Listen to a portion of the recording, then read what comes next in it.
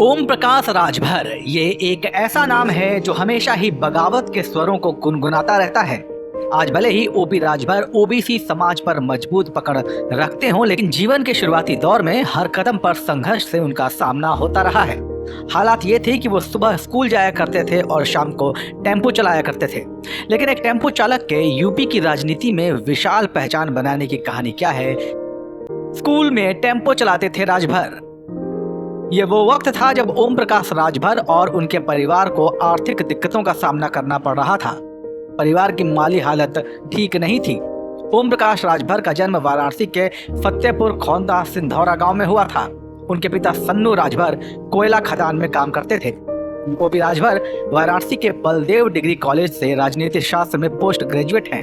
वो पढ़ाई के दौरान ही टेम्पो भी चलाया करते थे ताकि परिवार को आर्थिक मदद मिलती रहे। इसके बाद ओम प्रकाश राजभर ने कमर्शियली सब्जी बेचने का धंधा शुरू कर दिया और वो अपने भाइयों के साथ मिलकर सब्जी बेचने का काम करने लगे।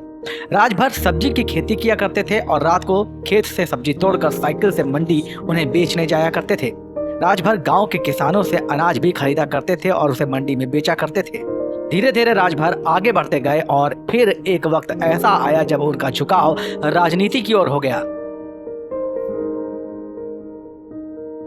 ओम प्रकाश राजभर के एक दोस्त के पिता ने उनकी मुलाकात कांशीराम से करवाई थी और राजभर कांशीराम से इतने प्रभावित हुए कि राजनीति में आने की ठान ली। पहले BS4 के लिए काम किया। BS4 के बाद राजभर BSP में भी सक्रिय रहे और 1995 में अपनी पत्नी को उन्होंने जिला पंचायत सदस्य का चुनाव लड़वाया, लेकिन वो चुनाव हार गई। 1996 में मायावती ने राजभर को बनारस की कोल असला सीट से उम्मीदवार बनाया, लेकिन राजभर चुनाव हार गए। धीरे धीरे मायावती से उनके रिश्ते बिगड़ते चले गए। 2002 में उन्होंने BSP को छोड़कर अपना दल ज्वाइन कर लिया, लेकिन जब अपना दल ने ओपी राजभर को टिकट नहीं दिया तो उन्होंने पार्टी छोड़ दी। 2012 में राजभर की पार्टी मुख्तार अंसारी की पार्टी कौमी एकता दल के साथ गठबंधन कर मैदान में थी। इस चुनाव में भी ओपी राजभर खुद जहूराबाद सीट से चुनाव हार गए थे। 2016 में राजभर की मुलाकात अमित शाह से हुई और उनकी पार्टी का बीजेपी से गठबंधन हुआ। फिर राजभर 2017 में अपने साथ अपनी पार्टी के 3 विधायकों को जिताने में कामयाब हो गए। योगी सरकार में ओपी राजभर को मंत्रिमंडल में जगह दी गई। 2018 में राजभर और सीएम योगी के बीच रिश्ते बिगड़ने लगे और राजभर बगावत पर उतर आए। 2019 लोकसभा चुनाव के दौरान राजभर ने अखिलेश यादव के साथ चुनावी मंच भी साझा किया और 20 मई 2019 को सीएम योगी ने राजभर को मंत्रिमंडल से बर्खास्त कर दिया। 2022 के चुनाव में उन्होंने सपा से गठबंधन किया और सुभाषपा के 6 विधायकों को जिता लिया। सुभाषपा बनी सबकी जरूरत।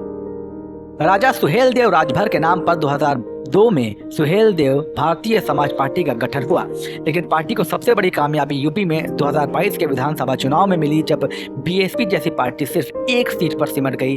तब राजभर की पार्टी को 6 सीटें मिली। अब 2024 के लोकसभा चुनाव में बीजेपी ने एक बार फिर राजभर से हाथ मिलाया है।